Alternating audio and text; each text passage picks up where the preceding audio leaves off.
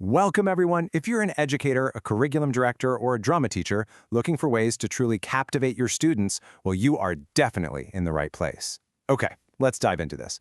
Today, we're exploring an explainer on Tales of the Continent. We're going to see exactly how this text takes historical source material and totally transforms it into an active, dynamic learning experience right there in your classroom. Section 1. Tales of the Continent. Exploring African myth and folklore. Just taking a second to appreciate the sheer scale of that. Tales of a whole continent. This collection explicitly frames itself as, and I quote, stories of the world. Now, for us as educators, that right there is the ultimate hook. We really want our students to understand that African folklore isn't just, some localized or regional curiosity. No, it's a completely vital piece of the global human puzzle. Framing these narratives this way emphasizes this beautifully sweeping global perspective. It directly connects localized traditions to the much broader universal human experience that we all share. All right, moving right along to Section 2, African myth and folklore, the core of the collection. So what exactly is inside? Well, we aren't just looking at one monolithic type of story here. The text actually spans African fairy tales, fables, and myths. And honestly, this is an absolutely crucial distinction for your curriculum.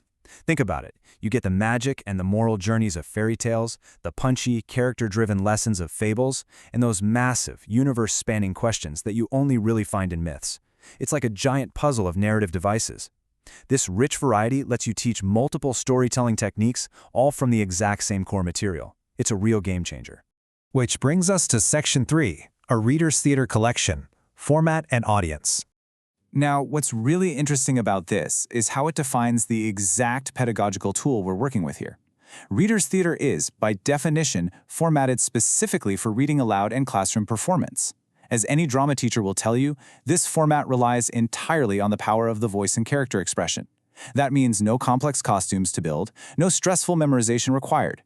It literally brings these ancient fables into a modern classroom with zero barrier to entry. It just works. And because of that accessible format, this collection acts as a perfect educational bridge, specifically targeting both middle and high school demographics. Middle schoolers can jump right in and engage deeply with the expressive performance aspects and the core moral lessons. Meanwhile, your high schoolers can use that exact same material to really dive deep into complex cultural archetypes, character motivations, and the sociological impact of the myths themselves. It scales perfectly right alongside your students' maturity levels. Let's look at Section 4, 10 Tales and Myths, quantifying the collection. 10. That's the magic number. The collection provides exactly 10 distinct pieces. Now, from an educator's perspective, I'm sure you'll agree this is a highly manageable, carefully curated selection. It's absolutely perfect for, say, a focused 10-week unit. It gives you just enough material to do a really deep dive without totally derailing the overall pacing of your semester. So the crucial point is how these selections are actually applied. Because those 10 stories are distributed across fairy tales, fables, and myths, you have this wonderful built-in variety. Let's say you just spent 2 weeks on a really heavy origin-focused myth. Well, right after that, you can easily shift gears to a fast-paced, witty fable. It keeps the classroom energy high and totally prevents that mid-semester fatigue. You're constantly shifting the narrative style, but you're still staying firmly rooted in the overarching theme of African folklore. Okay, Section 5, Spotlight on Anansi, a featured character. The text proudly features Anansi the Spider, who serves as a primary cultural anchor for the entire collection. If you know African folklore at all, you definitely know Anansi. He's the ultimate trickster figure. He might be small, but he uses his incredible intellect, wit, and cunning to completely outsmart creatures much, much larger and more powerful than himself. By featuring Anansi, the collection essentially guarantees that your students will encounter one of the most universally beloved and engaging archetypes in global literature.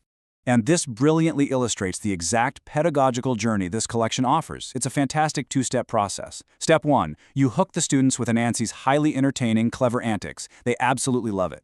Then, Step 2, once they are fully invested, you use his stories as a gateway to explore those much broader, global human themes we talked about earlier. It's just a seamless move from a really fun, performable character study right into some profoundly deep cultural literature.